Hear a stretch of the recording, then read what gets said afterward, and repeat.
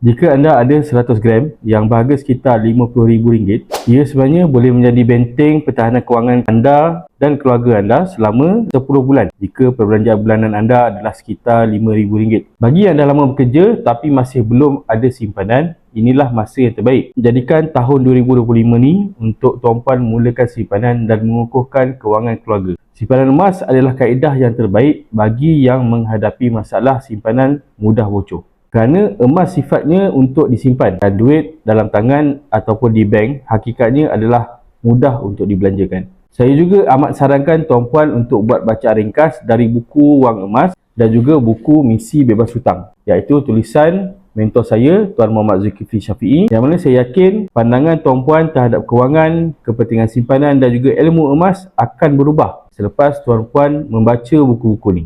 Kalau tak pasti bagaimana untuk bermula, tuan-puan boleh saja isi beg biru di bawah ataupun DM saya untuk saya bantu mulakan langkah seterusnya dalam simpanan emas.